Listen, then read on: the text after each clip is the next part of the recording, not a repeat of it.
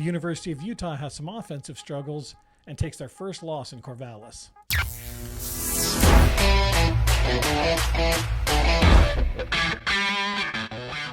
If you are part of the 95% of our audience that is not subscribed, please consider doing so. Thank you. So let's go ahead and jump into it. Let's start with the University of Utah. So what happened? Tell me what happened in Corvallis. Well, I mean, if you watched our last video, it's pretty obvious. Just like we called, the offense really, really struggled to perform. I think Nate Johnson did everything that he possibly could. His passing game is just not there yet. And with that happening, you're going to rely on the ground game to move the ball and be effective. And Oregon State knew that, right? Mm-hmm. They were loading up the box. They had linebackers waiting for all of those running gaps. And they just couldn't get anything going, man. I mean, 198 yards of total offense. 141 of those were passing yards, but 40 of those came from Bryson Barnes in the one series that he was in before he takes that, tough targeting shot right to the chest and ends up going to the hospital. So. Yeah, I think Whittingham said in the post-game show that his post-game interview saying, no, you're not going to win a single game in this league only getting 200 yards of total offense. So no, dude. I mean, you're looking at. I mean, some of the quarterbacks in this conference are averaging 400 yards a game in passing yards, dude. I mean, Michael Penix Jr., Caleb Williams, Bo Nix. That's way, way too stiff of competition at a quarterback level. You just cannot compete in this high-powered Pac-12 offensive juggernaut with 200 yards of total offense. That's an absolute, just not going to happen.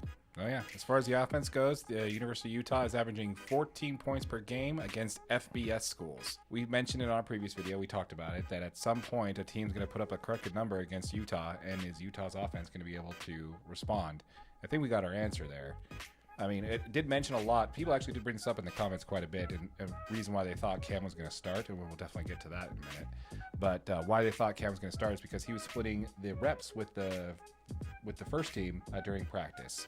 So I don't. That hurt Nate Johnson's chance of being effective this week. I mean, absolutely. I mean, just my opinion, but Nate Johnson needs all of those reps if you're going to count on him to go out there and be successful against any defense. I mean, I think Oregon State's passing defense was a little bit sketch. I mean, we made a couple of passes, but their run defense was, I mean, it's legit, right? Like it was there. It was stopping the run just like we were trying to do. If you can make some of those passes and get it over top of their head, you have a chance to be successful in this game. Unfortunately, Nate wasn't able to do that.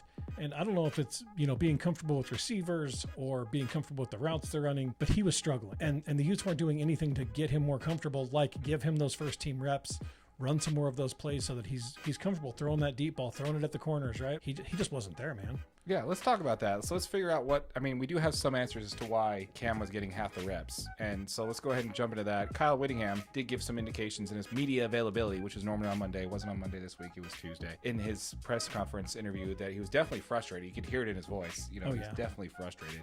But it turns out, there's one guy. There's one doctor who's basically making the call on whether or not Cam is ready to go, which is the same doctor that is working on Aaron Rodgers. Yeah, Aaron Rodgers. Yeah, he's the same doctor. So he's waiting for that call from that doctor to say yay or nay. And sometimes they're not getting the answer until the middle of the week. My question is, does this doctor have money against Utah? Yeah, he might. He's just controlling those betting lines, man. I'm telling you. Yeah, let's find out what state he's in. Yeah, exactly. I want to know. How much is this just the team, kind of presenting the fact that, he may start just to kind of keep morale up, even knowing that Cam's not going to be ready? And how much is the team just not knowing? I think we kind of get our answer here, that it's literally just the team not knowing. Sometimes they're not getting the thumbs up or thumbs down until, middle of the week. When you have a game start on Friday, that's kind of hard, to decide, okay, yeah, Nate, you are going to be under center to start this game. That's not the way you want your true freshman quarterback, your redshirt freshman quarterback to handle Pac-12 play. Yeah, I mean, especially like you said, on the short week, Nate needs to get as many reps as he possibly can so that he can be comfortable throwing the football, standing in the pocket. The dude's an athlete. He's willing to stand in there and take the hit and make the throw, but if he's not getting the reps, he needs to be accurate. And I mean, you can't count on this kid to be successful at that point. So what does this mean going forward? Do we see Cam anytime soon with this whole week to week?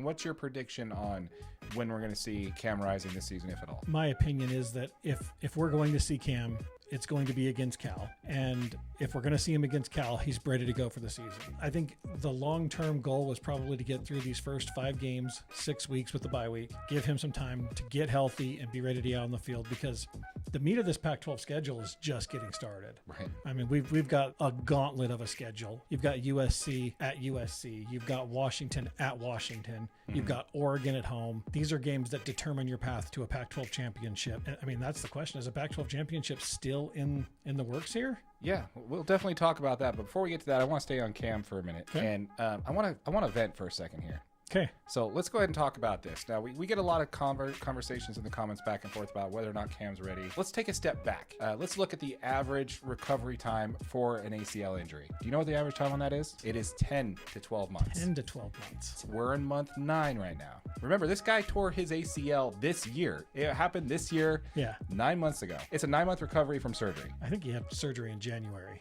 So coming into this game, we have it for 9 months. So the fastest people normally come back is 10 months. And it could be as that long might be your average person in 9 months, though, or 10 months, dude. Yeah. We're talking about a Division I football athlete that is going to have his body absolutely hammered over the next 3 months. Right. So if it's 10 to 12 months and we're in month 9, just think about that part alone. Ask yourself again if you think that Cam was supposed to start any of these games, these first 5 games. Absolutely not. Let's honestly think about that. We're asking an athlete who has put a lot of stress on his body. Yes, he's getting to the top doctors, top rehab, all that great stuff, right? But you're still asking a guy to come back from a surgery faster than normal, and then you're expecting him to, that's the other thing, be ready against Cal. Like, when that happens, you're going to expect him to be ready to go? You're not going to have any rest on that guy? Are you expecting him to be a top 10 quarterback in the league right now? I mean, I think that's why you bring him back against Cal, though, is Cal's on the bottom side of the Pac-12 schedule. It is a good kind of warm-up game to get back into a rhythm with the offense, give him a chance to get some of those game time reps. Mm-hmm. But, I mean, the next week you got to be ready because you're at USC. Yeah. I just think you're asking a kid to come back way too soon from an injury in a Power 5 conference and trying to be ready to go, in less than the regular time that it takes someone to get ready recover from that surgery. I think people, you fans need to temper their expectations. The fact that he hasn't played yet should be obvious, because that's before his time to return would be. And then don't expect him to be 100% against Cal if he is ready, if he comes back at that game at all. That's kind of where I just want to sit with Cam. We've seen it in the comments where people are like, oh, he's starting this week. He's starting. I'm like, guys, do you guys really remember? And like, it's in the national media too. Yeah. Not national and local media. Oh, Cam's probably going to be starting. There's a chance that I'm like, dude, he had an ACL tear. That is not something you're going to come back from, 7 or 8 months later. So Yeah. I don't know. That's just kind of where I'm. And he's now playing on a surgically repaired knee. Yeah. In one of the toughest conferences in college football. So yeah, let's talk about what you mentioned there just a moment ago. Does this change our expectations of this season? I'm pretty certain, the Utes aren't exactly the shining jewel of the Pac-12 right now. I say that's Washington. Yeah. So is the hopes of a college football playoff, is that off the table now? Without Cam Rising, absolutely yes. Our chance of being successful in this conference is very, very low. It's tough competition. Even the teams that are down and out, having rougher seasons, they're still Division I football programs. And we've already seen that Nate Johnson struggling, right? He's not a super accurate passer. So without Cam, our chances of making even the Pac-12 conference championship game are very, very low, in my opinion. Right. I don't think a one-loss Pac-12 championship team is going to get invited unless you're Washington or Oregon. Well, I think a one-loss Pac-12 champion has a chance. Correct. Unless you're Washington or Oregon. I mean, yeah, if Utah runs a table and they beat USC and Washington and Oregon, Right. Yeah, I think the Utes have a chance of going to the college football playoff. Absolutely. Yeah. I mean, because realistically, at the end of the day, your one loss being to Oregon State on the road without your star quarterback, yeah, you've got a chance, right? You come back and you run the table, the Utes have a chance at a college football playoff, no doubt in my mind. Without Cam Rising, I don't know if it's possible that we make it to 6 or 7 wins with our performance against Oregon State. Yeah, it's really a concern. I definitely agree with you on there 100%. So we'll definitely see how that goes. Yep, absolutely. I look forward to it, man. I mean, this is going to be a good season. All these storylines are good because it shows you how tough this Utah football team really is. right? The next man up mentality shows. It shows that they're out there playing for each other. It's going to be a good one. Stay tuned down the stretch. Absolutely. But yeah, we want to know what you think, folks. Go ahead and let us know in the comments down below what you think. Do you think it's pretty much with that loss? Is it the end for Utah's hopes in the college football playoff? Do you think there's even a chance that the Utes can win the Pac-12 at this point? Is it doom or gloom time? Should we be worried? Let us know in the comments down below. We'd love to hear from you. Also, keep in mind, we are working on a video where we're going to be touring the top 5 places to catch a Utes game. So if you have a local watering hole in the Salt Lake area that you like to frequent, that would be a good fit for the video. Let us know. We'd love to put it in there and try it out, and we'll get that content out to you. Absolutely. Make sure you guys leave a comment down below. Absolutely. Again, make sure you subscribe to the channel so you don't miss that video. Once again, folks, thank you for joining us. Again, if you're watching this on YouTube, keep in mind the full episode is available on YouTube as a podcast. Just be sure to wait to the end of the video. On that side, you'll see a link to the full podcast episode. It's also available on audio wherever you get your podcasts. Yep, and if you're watching on YouTube, make sure you like it, make sure you share it, and make sure you subscribe. We are on the grind to hit 1,000 subscribers so that we can give away that money. So please make sure you hit that subscribe button. Absolutely. $500 giveaway, $100 to 5 subscribers once we get monetized. So make sure you subscribe for that for sure. But yeah, again, my name is Darren, that is AJ, and this has been the DNA Sports Recap. Till next time.